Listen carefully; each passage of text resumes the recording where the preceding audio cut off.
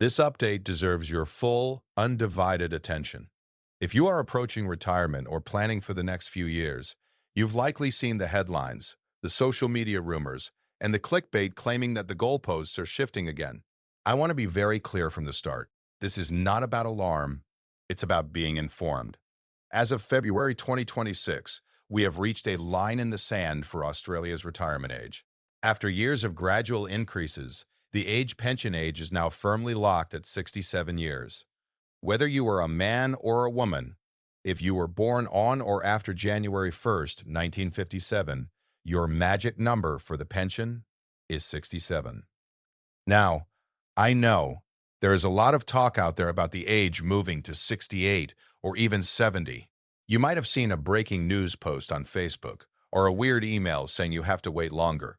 Well, here is the truth as a matter of authority. There is no legislated change to move the age beyond 67 in 2006. Anyone telling you otherwise is likely trying to sell you something or is simply misinformed. But being 67 is only half the battle. In 2026, retirement age isn't just a number on a birth certificate.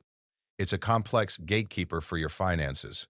We are seeing a significant gap between when you can touch your super and when the government starts paying you.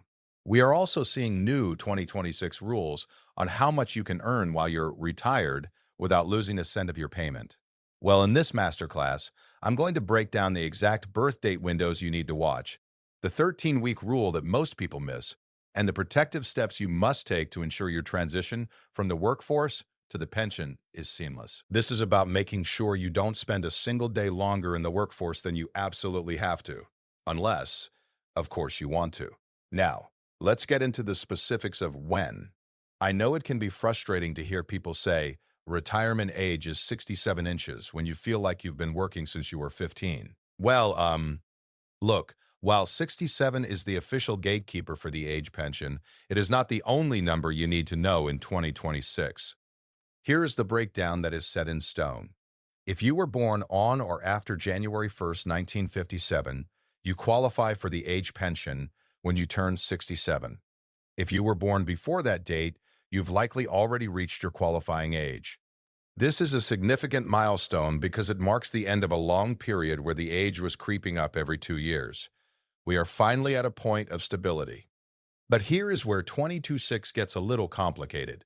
For those of you who are younger or planning ahead, we have to talk about the preservation age. This is the age you can legally access your superannuation, and as of 22.6, it is now 60 for almost everyone still in the workforce. Well, do you see the issue there?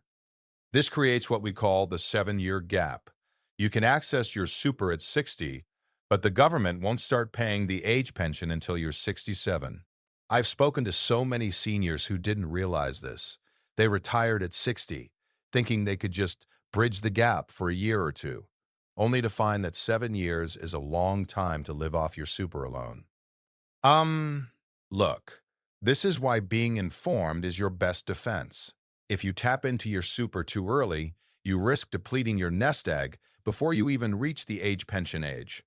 In 2026, the strategy has to be different. You need to look at how your super balance will affect your pension once you do turn 67. And here is a masterclass tip for those of you who are currently 66. You don't have to wait until your 67th birthday to start the paperwork. You can actually lodge your claim for the age pension up to 13 weeks before you reach qualifying age. I cannot stress this enough. Get your application in early. Centrelink processing times in 2026 can still be a bit, well, let's call it leisurely. By applying 13 weeks early, you ensure that your first payment lands as soon as you hit that 67-year milestone. While the qualifying age is now a steady 67, the real story of retirement in 2026 is actually happening behind the scenes in the means test. This is where many of you might be in for a surprise. Well, look, I want to be very clear. The rules for how Centrelink counts your money have shifted significantly as we moved into this new year. The biggest change involves the asset test thresholds. As of early 2000, if you are a homeowner couple, you can have up to $481,500 in combined assets, excluding your family home, and still receive the full age pension. If you're a single homeowner, That limit is $321,500. But what happens if I'm over that limit? I hear you ask. Well, this is the part where you need to be very vigilant. For every $1,000 you are over that limit, your pension is reduced by $3.00 per fortnight. In 2026, with property prices and the cost of cars and caravans rising, it's easier than ever to accidentally tip over into the part pension zone. However, the real hidden change for 2026 is the end of the deeming freeze. For several years, the government kept deeming rates, the interest they assume you earn on your savings, artificially low to help with the cost of living. But as of late 2025, that freeze has thawed. In 2002, the lower deeming rate is 0.75%, and the upper rate has climbed to 2.75%. This is vital because if you have more than $64,200 as a single or $106,200 as a couple in financial assets, Centrelink is now assuming you are earning much more interest than they did 2 years ago. Even if your bank hasn't increased your interest rate, Centrelink has. This could mean that when you turn 67 and apply, your payment might be lower than what your friend, who retired just 2 years ago with the same amount of money, is getting. Look, this is not about alarm. It's about being informed so you can plan your cash flow. If you are sitting right on the edge of these thresholds, 2026 is the year to look at your assessable assets very closely. Are you counting the replacement value of your furniture instead of the garage sale value? Centrelink wants the market value, what you could actually get for it today, not what you paid for it 10 years ago. Adjusting those small details can sometimes be the difference between a part pension and a full pension. This is perhaps the most empowering part of the 2026 retirement landscape. And yet, it is the one most seniors completely misunderstand. I'm talking about the work bonus.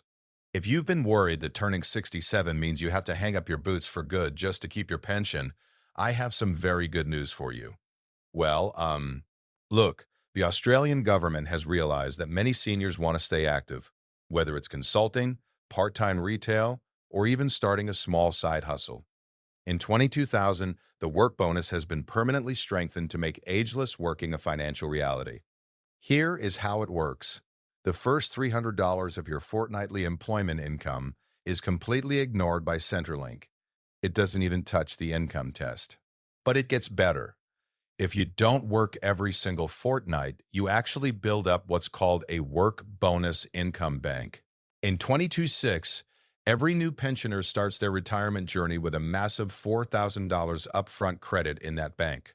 And for every fortnight you don't work, another $300 is added to it until you hit the maximum cap of $11,800. Why does this matter?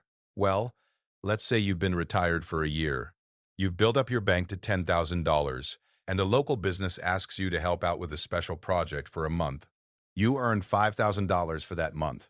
In the old days, that would have wiped out your pension for several fortnights. But in 22.6, you simply draw from your $10,000 income bank. You get to keep your full $5,000 in wages and your full pension. Um, Look, this is not about alarm. It's about being informed. I've seen so many people turn down good work because they were afraid of the Centrelink letter. In 2026, you don't need to fear it. You just need to report your earnings accurately. The system automatically applies your work bonus credits before they even think about reducing your payment. My masterclass advice? Even if you have no intention of working right now, log into your MyGov account and check your work bonus balance. It's sitting there like a hidden savings account for your future labor. If you ever decide to pick up a few shifts to help with a holiday or a new grandkid, that balance is your protective shield. Just remember, the work bonus only applies to active work where you're putting in effort, wages, salary, or active self-employment. It won't help you with rental income or investment dividends. But for the working senior in 22.6, it is arguably the best financial tool in your kit. This update deserves your full, undivided attention, because unfortunately, 22.6 has become a boom year for scammers targeting Australian seniors. Well, look, I want to be very clear. This is not about alarm. It's about being informed. As the official age pension age has stabilized at 67, we've seen a massive surge in fake news and sophisticated AI scams designed to exploit your confusion. You might have seen posts on Facebook or received emails with headlines like, "Retirement age moving to 70, act now," or "New 2026 verification rules for pensioners." Well, I am here as your lead scriptwriter to tell you these are 100% false. As we've discussed, the age pension age is locked at 67. There is no secret law being passed in 22.6 to move it to 70. These clickbait websites create these stories to panic you into clicking the link, which then steals your personal data. Services Australia has even issued a formal warning in February 2026 about these impersonation scams. They will never, and I mean never, send you a text message with a link asking you to verify your identity to keep your pension. And then there is the early access super scam. With the cost of living biting hard in 2026, scammers are cold calling seniors offering to help them unlock their superannuation before they hit 67. They might claim there's a new government loophole for 22.6. Well, there isn't. Accessing your super illegally can lead to massive tax penalties, sometimes up to 45%, and you could lose your hard-earned retirement savings for good. Look, the 2026 scam landscape is sophisticated. We are now seeing AI voice clones, where a scammer can sound exactly like a MyGov representative, or even a family member in distress. If you receive a call that feels urgent or threatening, if they mention a warrant for your arrest because of a pension debt, hang up immediately. My protective advice for you today is simple. The only source of truth for your retirement is your official MyGov inbox, or a letter delivered to your physical mailbox by the Australian government. If an offer sounds too good to be true, or a change sounds too scary to be real, it usually is. Pause, take a breath, and check the official Services Australia website yourself by typing the address directly into your browser. Don't let the 2026 misinformation wave rob you of your peace of mind or your pension.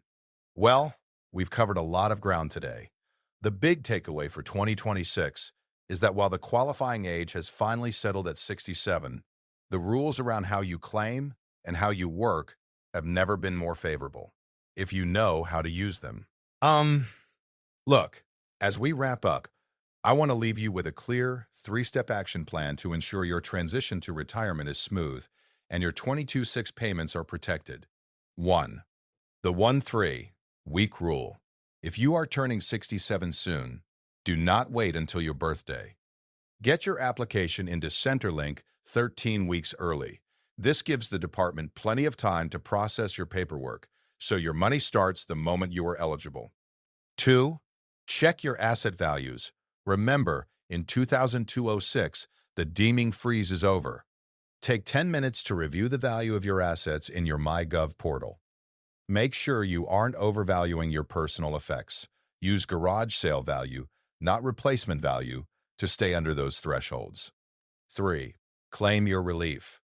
If you are already on the pension, keep an eye on your bank account this month.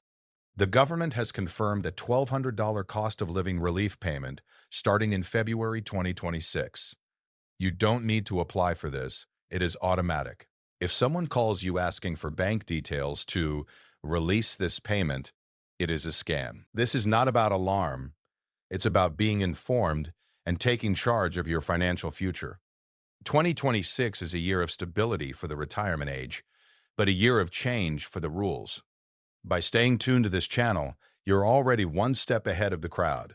If this breakdown helped you clear up the confusion around the 2026 retirement age, please hit that like button. It helps us reach more seniors who might be worried about the age 70 inches rumors. And if you want to be the first to know about the March 2026 indexation rates, make sure you subscribe to Centrelink Masterclass with the notification bell turned on. Take care of yourselves, stay vigilant against those scams, and I'll see you in the next masterclass.